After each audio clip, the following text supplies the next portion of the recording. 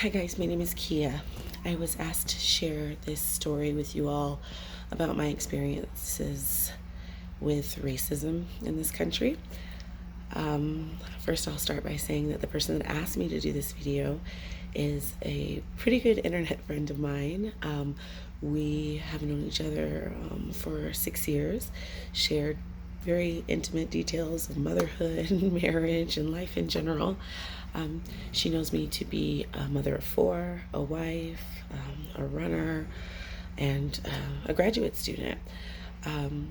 However, on this particular night, I was none of those things. On this particular night, I was a Black person in America.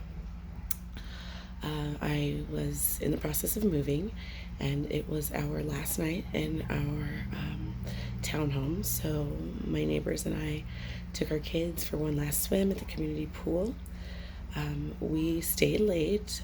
There's no curfew at the pool, so we had them there, well into the night. And unbeknownst to us, a neighbor had called and made a complaint saying that we were at the pool and that we were giving our children drugs and that they had been out there all day and were sleeping on the deck. So suddenly there's a barrage of helicopters overhead, and we are just kind of like, oh my gosh, what's happening here in our neighborhood, in our community? And so, of course, to our surprise, they came in and were very aggressive with us, very accusatory, immediately began searching our things, yelling at us. When we tried to reach for our children, they physically restrained us, me and the other mothers and fathers that were there. There were about 6 police officers, and there were 6 of us at the pool. So they had a pretty good representation out there for this call. They would not listen to us. They were absolutely, positively sure that we were absolutely giving our children drugs and that they were not sleeping, but they had passed out from intoxication. So the situation just escalated. The more we tried to deny, the more we raised our voices, the more hysterical we became, the more aggressive they became. Eventually, they put us in handcuffs, very brutally, I will say. At one point, my husband and I and the other mothers were all slammed to the pool deck. I sustained bruises and sprains, and ultimately, when nothing was discovered at the site, no drugs, no alcohol, they arrested us all for disorderly conduct because we had raised our voices and basically contested their unconstitutional treatment of us. So it was a traumatic experience for me. I knew that the reason that we were treated the way that we were treated, I knew in my gut that it was because we were Black. I knew that the reason that the person that made the call was because we were Black. Plenty of families had used the pool past 9 o'clock before. It wasn't a capital offense. It wasn't an abnormality in our neighborhood.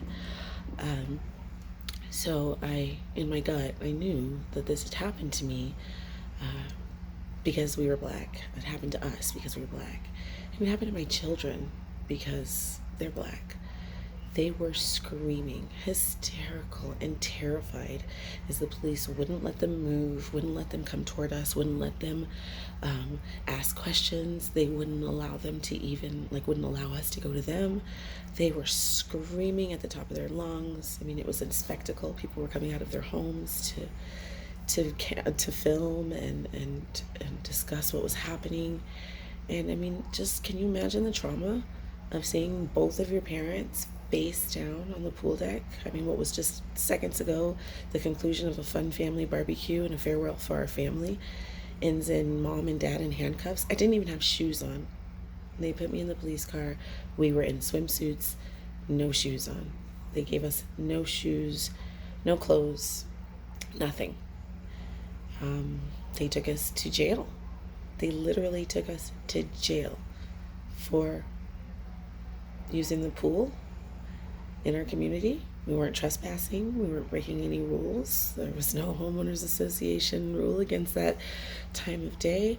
It was just absolute racism that spurred the call, and it was racism in the way that everything was handled. And I'll never forget that experience, and I will be traumatized by it forever. And my son, he doesn't talk about it. I don't know if he remembers it. He was about 5 at the time. He's got the memory of an elephant, so I wouldn't be surprised if he did. But I'll never forget it. And I'll never forget the worst part of it was the shame that I felt. Like, I never talked about it for years. This year, after George Floyd's execution, it was the first time that I really spoke about it. And I started speaking about all of my experiences with systemic racism and how my run-of-the-mill middle-class family has been targeted over and over again simply for being Black. And we've done everything that this country's asked of us. We're law-abiding citizens. We contribute in real and generous ways to our communities, and I was face down on the pool deck in handcuffs in front of my children, in front of my neighbors, for nothing. And I'm absolutely certain that never would have happened had I been white.